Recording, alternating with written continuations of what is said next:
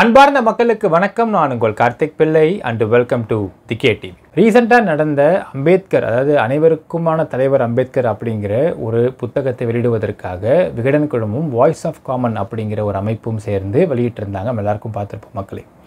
இப்போ நம்ம முதல் என்ன கேட்க வரணும்னு ஆசைப்படுறோம் பார்த்தீங்கன்னா, ஆதவர்ஜுனாவை ரீசெண்டாக ஆதவர்ஜுனா குடும்பத்திலையும் வீட்லேயும் வந்து ரைடு நடந்துச்சு, இடி ரைடு நடந்துச்சு.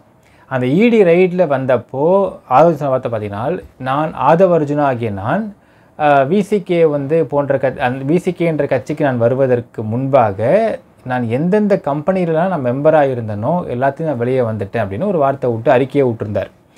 அப்போது வாய்ஸ் ஆஃப் காமன் அப்படிங்கிற அவரோட கம்பெனிலேருந்து அவர் வெளியே இன்னும் ஏன் வரவில்லை? ஏன்னால் வாய்ஸ் ஆஃப் காமனுடைய நிறுவனர் ஆதவர்ஜுனா. இந்த ஃபங்க்ஷனும் பார்த்தீங்கன்னா விகடனும் வாய்ஸ் ஆஃப் காமனும் சேர்ந்து நடத்திட்டு இருக்கிறாங்க. அப்போ அங்கேருந்து ஏன் வெளியே வரல அப்படிங்கிற முதல் கேள்வி இருக்கிறது மக்களே. அப்போ அங்கேருந்தே போய் ஆரம்பிச்சிச்சு அப்படின்னு சொல்லலாம்.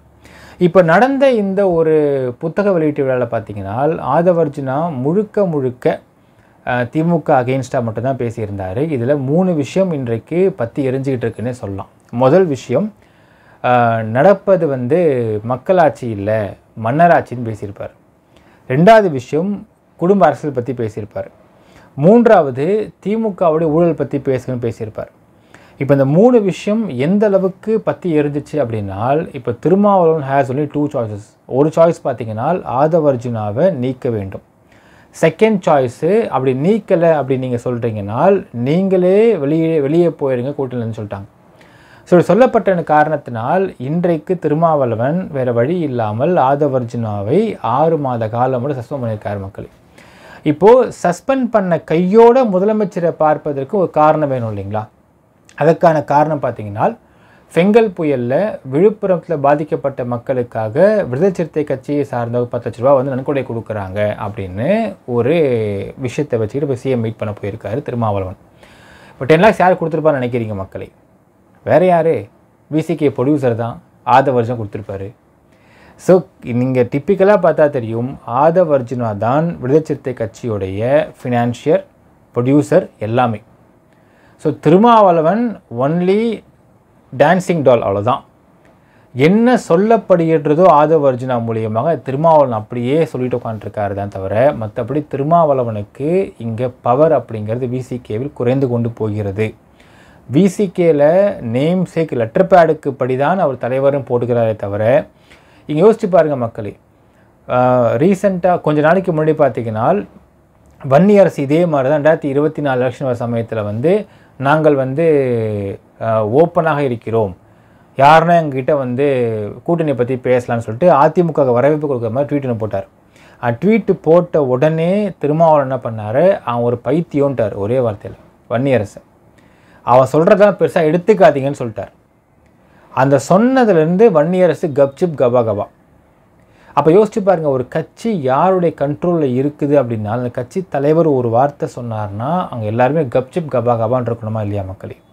அப்படி இல்லாமல் கூட்டணியில் இருந்துக்கிட்டே இப்போ தொடர்ந்து திமுக ஊழல் பற்றி பேசுங்கன்னு சொல்கிறார். உண்மையாக சொல்கிறேன் மக்களே, இந்தியாவை பொறுத்த அளவுக்கு ஊழல் அப்படிங்கிறது இல்லாத ஒரு அரசியல்வாதி அப்படிங்கிறது இங்கே யாருமே கிடையாது. அப்படி யாரும் நீங்கள் பார்க்கவும் முடியாது. ஊழல் செய்யாமல் இங்கே அரசியல் செய்ய முடியாது. ஆனால் அது எந்த அளவுக்கு ஊழல் பண்ணுறாங்க அப்படிங்கிறது தான் we choose a better option. ஆனால் இங்கே எது பிரச்சனைன்னு கேட்டிங்கனால், அதிகாரிகள் மற்றும் அரசு ஊழியர்கள் வாங்குகின்ற லஞ்சம் தான் பிரச்சனை. இங்கே ஊழல் அப்படிங்கிறது அரசியல்வாதிகள் வாங்குகிற ஊழல் பண்ணுற ஊழல் அப்படிங்கிறது திரும்ப மக்களுக்கே போய் சேரும். ஒரு எலெக்ஷன் சமயத்துலையோ, உதாரணத்துக்கு நீங்கள் எடுத்துக்கலாம், உங்களோட ஏரியாவில் ஒரு எம்எல்ஏ இருப்பார், இல்லை ஒரு மினிஸ்டர் இருப்பார். நீங்கள் போய் கட்சிக்காரன் அப்படிங்கிற முறையில் போயிட்டு நீங்கள் பத்திரிக்கை வைக்கிறீங்கன்னு வச்சுக்கோங்களேன். அந்த பத்திரிக்கை வச்சதுக்காக இப்போ நம்ம ஏரியாக்காரர் இருப்பா, பத்திரிக்கை வச்சுருக்காருப்பா, நான் வந்து போய் அட்டன் பண்ணப்பான்னு சொல்லிட்டு மினிஸ்டரோ இல்லை எம்எல்ஏ வருவார். எம்எல்ஏ வந்தார்னால் குறைந்தபட்சம் உங்களுக்கு மொய் அப்படிங்கிறத 5000 10,000 செஞ்சே ஆகணும். ஏன்னா அப்படி செஞ்சால் மட்டும்தான் நீங்கள் 10 பேர் பெருமையாக போய் சொல்லுவீங்க, இப்போ எம்எல்ஏ வந்தாருப்பா 10,000 வச்சாருப்பா மொய்யின்பீங்க. சரி, எம்எல்ஏ வராரு, நல்லா சாப்பிட்டுட்டு மொய் 100 ரூபா வச்சு என்ன பண்ணுவீங்க? பிச்சையார பை போகிறான் பாரு பிச்சையார பை அப்படின்னு சொல்லி திட்ட மாட்டீங்க? 100 ரூபா வச்சுட்டு போகிறான் பாரு மொய்ன்னு திட்ட மாட்டீங்க? இதுதான் கிரவுண்ட் ரியாலிட்டி மக்களே. ஒரு ஒரு அரசியல்வாதி அப்படின்னால் அவன் வந்து ஏரியாக்காரங்களுக்கோ கட்சிக்காரங்களுக்கோ பணத்தை கொடுத்தாதான் அவனை புகழ்வாங்க. This is ground reality. இதான் இன்றைக்கி இருக்கிற ரியாலிட்டி. இப்படி பணத்தை அவர் தரணும், என்ன பண்ணணும்? அவர் சம்பாதிச்ச பணத்தை கொடுக்கணுமா? எப்படி கொடுப்பாரு? எவ்வளோ நாளைக்கு கொடுப்பாரு? எதுக்கு கொடுப்பாருன்னு கேள்வி இருக்கு இல்லையா? இப்போ ஒரு எம்எல்ஏவுக்கும் பார்த்தீங்கன்னா எம்எல்ஏ ஃபண்டுன்னு சொல்லிட்டு ஒன்று ஒதுக்கப்படும். எம்எல்ஏ ஃபண்டு கிட்டத்தட்ட வந்து ஒரு வருஷத்துக்கும் பார்த்தீங்கன்னா ஒரு 5 to 6 crores நினைக்கிறேன் அநேகமாக, if I am not wrong. அந்த 5 to 6 கோடி ரூபாய் எம்எல்ஏ ஃபண்டுன்னு அந்த ஒரு அக்கௌண்ட்டுக்கு போய் ரீச் ஆகிடும். அந்த அக்கௌண்ட்லேருந்து இவர் என்னென்னமா நல்லது பண்ணுறாரோ அந்த ஏரியாக்களில் அந்த நல்லதுக்கு அவர் எடுப்பார். அதில் ஒரு 10 ரூபாய் எடுக்கிறாருன்னா 5 ரூபாய் 6 ரூபாய் அவருக்கு போய் சேரும். 4 ரூபாய் தான் அந்த ப்ராஜெக்ட்டுக்கு போய் சேரும். அந்த 6 ரூபாய் அவர் போய் சேருதுனால அந்த 6 ரூபாய் மொத்தமாக அவர் வச்சுக்கவும் முடியாது. கீழே வருவான், தலைவரே எதாவது பார்த்து பண்ணுங்கள் தலைவரே அப்படிம்பாங்க. உடனே என்ன வேணும்? ஏன் இந்த ப்ராஜெக்ட் கொஞ்சம் நல்லா இருக்கும் தலைவர்பாங்க. அந்த ப்ராஜெக்டை கொடுத்தாகணும். இல்லைனா கட்சிக்கு வேலை செய்ய மாட்டான், ஆள் சேர்க்க மாட்டான், ஆள் கூட்ட மாட்டான். எவ்வளவோ சிக்கல் நடுவில் தான் நீங்கள் அரசியல் நடத்த முடியும் மக்களே. அப்போது அப்படி கொடுக்கணும், காசு கொடுக்கணும். திடீர்னு வந்து நிற்பாங்க வீட்டில், இந்த மாதிரி நான் ரொம்ப கஷ்டப்படுறேங்க, இந்த மாதிரி சிக்கலாக இருக்குங்க, வாழ்வாதாரமே இல்லாமல் இருக்குன்னு ஏரியாக்காரங்க. போமான்னு துரத்தி விட முடியாது. நீங்கள் ஒரு 10,000 காசு கொடுத்தாகணும். இப்போ என்னம்மா வேலை செய்வீங்களாம்மா? வேலை செய்கிறேங்க, வேலை பார்த்து தரணும் அந்த ஒரு குடும்பத்துக்கு. இவ்வளவு விஷயத்தையும் அரசியல்வாதி ஒரு எம்எல்ஏவாக பண்ணால்தான் அடுத்து அவருக்கு ஓட்டு விடும். எல்லாத்தையுமே அவங்க ஓட்டு கணக்காக மட்டும்தான் பார்க்க முடியும். ஒரு குடும்பத்துக்கு அவங்க நல்லது பண்ணுறாங்க, தூக்கி விட்றாங்கனால் 4 ஓட்டு நம்ம கிடைக்கும்பா எப்படி இருந்தாலும். ஏன்னா அவங்க குடும்பத்தில் என்றைக்கு தான் பேர் சொல்லுவாங்கப்பா அவங்க அப்படிங்கிற ஒரு கேல்குலேஷன் தான் நீங்கள் அரசியல், வேறு எதுவுமே கிடையாது. அப்படி யோசிச்சு பாருங்கள் மக்களே. ஒரு அரசியல்வாதி ஒரு எம்எல்ஏவால் ஊழல் செய்யாமல் அந்த எம்எல்ஏ ஃபண்ட்லேருந்து பணத்தை எடுக்காமல் எப்படி நீங்கள் அரசியல் செய்ய முடியும்? எங்கேருந்து காசை கொடுப்பீங்க? எப்படி உங்களுக்கு காசு வர முடியும் அப்படின்ற கேள்வி இருக்குது. சரிங்க, இப்போ நீங்கள் அரசியலில் இறங்கிட்டீங்க, நீங்கள் சம்பாரித்த காசையாக கொடுத்துக்கிட்டு இருக்கிறீங்க, எல்லாம் ஃபுல்லாக கொடுத்து தீர்த்துட்டீங்க. ஆனால் உங்களை பார்த்து என்ன சொல்லுவான் மக்கள் பார்த்துட்டு? இல்லை உங்கள் கட்சிக்காரர் என்ன சொல்லுவான்? அந்த புழைக்கத்திலே ஆலியான்னு சொல்லுவான். ஸோ இந்த பெயர் தான் உங்களுக்கு வரும். ஸோ அரசியலில் ஊழல் அப்படிங்கிறதை நீங்கள் முழுவதுமாக நீக்கிவிட முடியாது. மேபி ஸ்ட்ராங்கான சட்டம் போட்டிங்கனால் ஊழல் நீங்கள் லீகலைஸ் பண்ணலாம் அரசியலில். ஆனால் இங்கே பிரச்சனை எங்கே அப்படின்னு பார்த்தீங்கன்னா அரசியல்வாதிகள் கிடையாது, அரசு ஊழியர் தான் பிரச்சனை. ஸோ அரசு ஊழியர்கள் வாங்கக்கூடிய லஞ்சம் மட்டும்தான் கடைநிலை மக்களை டைரெக்டாக பாதிக்கும். ஸோ அதை கட்டுப்படுத்த என்ன பண்ண முடியுன்றதை மட்டும் தான் இங்கே பார்க்க வேண்டும். ஓகே, நம்ம going apart from the subject. But one thing is here. இப்போது திமுக ஊழலை பற்றி பேசுங்க அப்படிங்கிறாங்க. எந்த கட்சி ஊழல் பண்ணல? சரி, நான் கேட்குற மக்களே, திருமாவளவன் என்ன பெரிய கோடீஸ்வரரா? திருமாவளவனுடைய பேக்ரவுண்ட் என்ன? இன்றைக்கி திருமாவளவனுக்கு விசிகே கட்சிக்கு Ashok pillar, main Ashok pillar கிட்ட அசோக் நகரில் அவ்வளோ பெரிய கட்சி ஆஃபீஸர் எங்கே எப்படி வந்துச்சு? அந்த கட்சி ஆஃபீஸு நான் சொல்லட்டுமா மக்களே? அந்த நிலம் வேறு சொந்தமான நிலம். அந்த வேறு ஒருவரை மிரட்டி அந்த நிலத்தை எழுதி வாங்கியது விடுதலை சிறுத்தை கட்சி. இல்லை நாங்கள் சொல்ல முடியுமா? இது ஊழல் கிடையாதா? இது தப்பு கிடையாதா? அந்த இன்ஃபேக்ட் பார்த்திங்கன்னா அவங்க வச்சுருக்க அந்த நிலம் அப்படிங்கிறது போலீஸ் குவார்ட்டர்ஸ்க்கு பக்கத்து நிலம். அது அவங்க சொந்தமான நிலம் கிடையாது. வேறொரு சொந்தமான நிலத்தை இவங்க மிரட்டி எழுதி வாங்கினாங்க. இன்றைக்கும் அந்த நபர் எழுதிக்கிட்டு இருக்கார், நிலம் போச்சேன்னு சொல்லி. இன்றைக்கி அந்த நிலத்துடைய மதிப்பு 100 கோடி ரூபாய் இருக்கும். திருப்பி குத்துருவாங்களா இவங்க? அப்படியே அந்த கட்சி ஆஃபீஸில் டயகனல் ஆப்போசிட் பார்த்தீங்கன்னா வெளிச்சம் டிவியுடைய ஒரு பெரிய ஆஃபீஸ் இருக்கும். அந்த ஆஃபீஸ் நிறுவுறதுக்கு ஏது பணம் திருமாவளவனுக்கு? எம்பி எவ்வளோ சம்பாரிச்சார் அவர்? எவ்வளோ சேலரி எம்பி அவருக்கு ஒரு மாதத்துக்கு?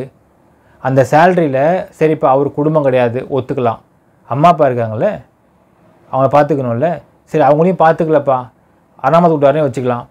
அந்த எவ்வளவு காசு இந்த எம்பியாக இருந்து சம்பாதிச்ச சம்பாதனையை வைத்து அவர் கட்சி நடத்திக்கிட்டு இருக்காரு. உண்மை வெளியே சொல்ல முடியுமா? வெளியே தர முடியுமா விசிகாவால்? ஸோ இங்கே திமுகவோ அதிமுகவோ பாஜகவோ காங்கிரஸோ எந்த கட்சியாக இருந்தாலும் அந்த கட்சியை நடத்துவதற்கும் அந்த கட்சி சட்டை கொண்டு போகிறதுக்கும் அவங்களுக்கு தேவை எம்எல்ஏன்ற ஒரு ஸ்தானம். மினிஸ்டர் கிடைச்சா சூப்பர், ஏன்னா இதிலெல்லாம் அவங்க சம்பாதிக்க முடியும் அப்படிங்கிறது தான் இங்கே கிரவுண்ட் ரியாலிட்டி. இங்கே அரசியல்வாதிகள் சம்பாதிக்கக்கூடிய சம்பாதனை அப்படிங்கிறது முழுக்க முழுக்க அவருக்கு மட்டும் போவது கிடையாது. அது மக்களுக்கு திரும்பி வரதான் போகிறது.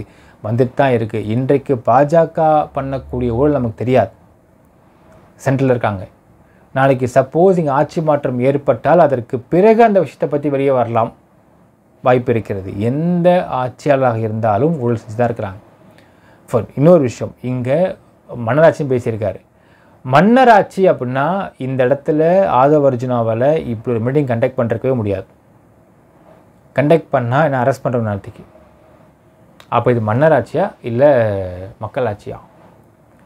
யோசிச்சு பாருங்கள் மக்களே. இங்கே மன்னர்கள் யாருமே இங்கே ஆளவில்லை நம்ம தமிழ்நாட்டை.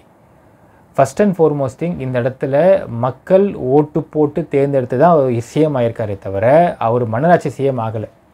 ஸோ யூஸ் பண்ணக்கூடிய வார்த்தை என்ன பண்ணுறோம் கூட தெரியாமல் ஆதவ் அர்ஜுனா பேசுகிறாருன்னு தெளிவாக தெரியுது. அடுத்தது குடும்ப அரசியலை பற்றி பேசுகிறாரு.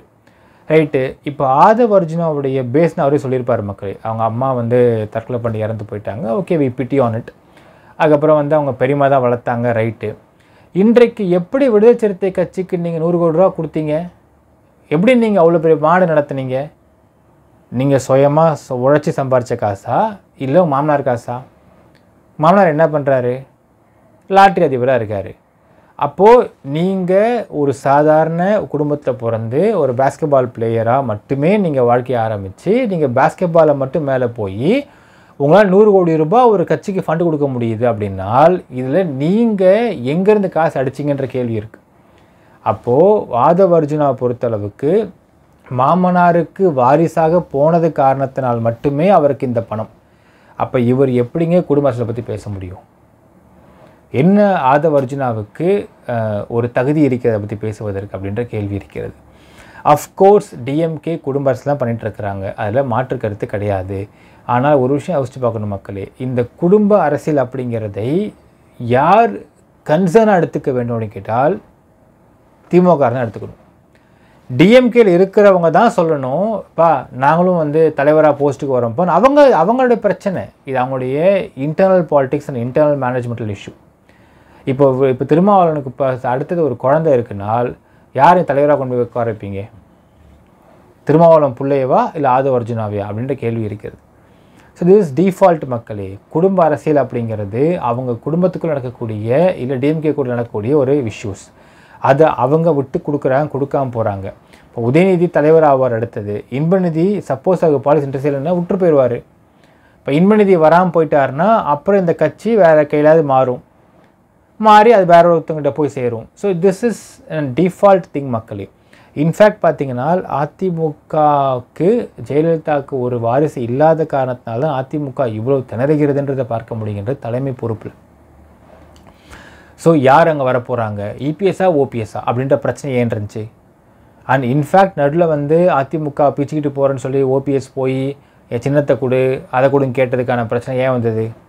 ஏன்னால் அங்கே ஒரு ப்ராப்பரான தலைமை அடுத்த லெவலில் இல்லாமல் போனது காரணம் தான். சப்போஸ் ஜெயலலிதா வாரிசுன்னு வச்சுக்கோங்களேன், இப்போ யார் அந்த தலைமையை ஏற்றிருப்பாங்க? அப்போது சலசலப்பு ஏற்பட்டிருக்கும் அதிமுக அப்படின்ற ஒரு கேள்வி இருக்கிறது. ஸோ ஒரு கட்சியை நிலைநிறுத்தி கொண்டு போவதற்கு அடுத்த செகண்ட் லெவல் தலைவர்கள் யார் அப்படிங்கிறத நீங்கள் முடிவு பண்ணுறதுக்கு உங்களுக்கு சில விஷயங்கள் தேவைப்படுகின்றது. அது குடும்பமாக இருந்ததுன்னா ஈஸியாக இருக்குது கொண்டு போய் கொடுக்கறதுக்கு. அண்ட் அஃப்கோர்ஸ் மக்களை இன்னும் சொல்லணும், இன்றைக்கு திமுக திணறுகிறது. ஏன் அப்படின்னு பார்த்தீங்கன்னா, திமுகவில் உதயநிதி ஸ்டாலின் அவர்களுக்கும் ஸ்டாலினுக்கும் யாரை பார்த்து இன்ஸ்பிரேஷன் பார்த்தீங்கன்னா ஜெயலலிதா அவர்களை பார்த்து தான். அதிமுகவில் ஜெயலலிதா அவர்கள் ஒருத்தவங்களை கையை காமிச்சாங்கன்னா அவங்க குப்பனோ சுப்பனோ முனியனோ அவங்கள எம்எல்ஏ ஆக்குவாங்க, எம்பி ஆக்குவாங்க. ஸோ எல்லா பவருமே மேலே மட்டுமே இருந்தது. அந்த பவர் திமுகவில் இன்றைக்கு கிடையாது. இன்றைக்கு இல்லை, என்றைக்குமே கிடையாது. நீங்கள் சேலத்தில் ஒருத்தர் டாப்பாக இருப்பாங்க திமுகவில், திருச்சியில் நேரு இருப்பார். அதுமாதிரி ஒரு டிஸ்ட்ரிக்ட்லேயுமே ஒருத்தவங்க தான் பவர்ஃபுல்லாக ஆண்டுக்கிட்டு இருக்கிறாங்க. எல்லாமே கம்பைல் டுகெதர் தான் திமுகவுடைய கட்சியாக இருந்தது. இப்போது இந்த திமுகவில் இந்த மாதிரி பிச்சு இருக்குது. எல்லாருமே தலைமை தாங்கி எல்லாருமே டாப்பாக இருக்கிறது, எல்லாருமே வந்து பவர்ஃபுல்லாக இருக்கிறதுனால அந்த டிஸ்ட்ரிக்டில் அவங்க திமுகவில் ஏகப்பட்ட ப்ரெஷர் கொடுத்துக்கிட்டு இருக்கிறாங்க. ப்ரெஷர் போயிட்டு தான் இருக்குன்றது தான் நிதர்சனமான உண்மை. இப்போ இந்த ப்ரெஷர் எதுவுமே இல்லாமல் டிஎம்கேல டாப்பில் இருக்க பவர் பாலிடிக்ஸில் இருக்கக்கூடிய டாப்பில் இருக்க பீப்புள் மட்டும்தான் பவர்ஃபுல் பீப்புள். மற்றவங்க எல்லாருமே இவங்க சொன்னால் செய்கிற மாதிரி உருவாக்க ட்ரை பண்ணுறாங்க. அது முடியவில்லை. ஸ்டாலினாலையும் முடியல, உதயாலையும் முடியல. இப்போ எப்படி இந்த குடும்ப அரசியல் நீங்கள் பேச முடியும் அப்படின்ற கேள்வி இருக்குது. ஸோ இது குடும்ப அரசியல் அப்படின்னு சொல்கிறாங்க மக்களே. ஆனால் நாம் உள்ளே விசாரிக்கிறப்ப தெளிவாக தெரிகிறது, இன்றைக்கு ஒரு டெசிஷனை ஸ்டாலின் குடும்பத்திலிருந்து மேலே தலைமையில் வந்து உதயநிதி ஸ்டாலினை உட்கார வைக்கிறதுக்கு அவங்க பல பேரை காம்ப்ரமைஸ் பண்ண வேண்டியதாக இருக்குது. இந்த காம்ப்ரமைஸ் பண்ணக்கூடிய விஷயம் எதுவுமே அதிமுகவுக்கு அவசியமே இல்லை. ஜெயலலிதா சொன்னது தான், அவ்வளோதான் அப்படிம்பாங்க. ஸோ அந்த டிக்டேட்டோரியல்ஷிப்பை வந்து டிஎம்கேல இல்லை. அதை உருவாக்க ட்ரை பண்ணுறாங்க, உருவாக்க முடியாமல் கஷ்டப்படுறாங்க, திணறாங்க டிஎம்கேன்றது தான் நிதர்சனமான உண்மை மக்களே. ஸோ இங்கே ஆதவர்ஜுனா பாருங்கள், இவ்வளோ பேச்சு பேசிட்டாரு. இப்போது திருமாவளவன் சொல்கிறாரு, நான் 6 மாதம் வந்து அவரை சஸ்பெண்ட் பண்ணிட்டேன்றாரு. சஸ்பெண்ட் பண்ண கையோடு போய் ஸ்டாலின் அன்றைக்கி மீட் பண்ணுறாரு. ஏன் மீட் பண்ணுறாருன்னு பார்த்தீங்கன்னா, அண்ணே சஸ்பெண்ட் பண்ணிட்டேனே, 6 மாதம் பண்ணிட்டேன், எங்கள் கட்சியோட ஃபினான்ஷியலே அவர் தான், நீங்கள் அவரே தூக்க சொல்கிறீங்க, சஸ்பெண்ட் மட்டும் பண்ணி வச்சுருக்கேன், மொத்தமாக தூக்குனா அங்கே மொத்தமாக போயிடும், கொஞ்சம் பார்த்து பண்ணு கெஞ்ச போயிருக்கார். ஸோ இப்படி கெஞ்சுவதற்கும் ரெக்வஸ்ட் பண்ணுவதற்குமான ஒரு சாக்கு போக்கு தான் ஃபெங்கல் புயலில் விழுப்புரத்தில் வந்து பாதிக்கப்பட்ட மக்களுக்கு விசிகே மூலியம் கொடுக்குற 10 லட்ச ரூபா கொண்டு கொடுக்குறன்ற மாதிரியான ஒரு விஷயம். அண்ணே போய் சொல்லுவார், 10 lakhsண்ணே நான் தரலனே, அதை தான் கொடுத்தாரு அப்படிம்பார். ஸோ இதை பார்த்து அங்கே டிஎம்கே மனசு இறங்க வேண்டும் அப்படிங்கிறது தான் இங்கே விசிகே திருமாவளவனுடைய ஒரு எண்ணமாக இருக்கின்றது மக்களே. ஸோ எண்ணம் நிறைவேறுமா அப்படிங்கிறதை பார்க்கலாம். நினைக்கிறீங்கன்றதை கமெண்ட்டில் மென்ஷன் பண்ணுங்கள். நன்றி, வணக்கம்.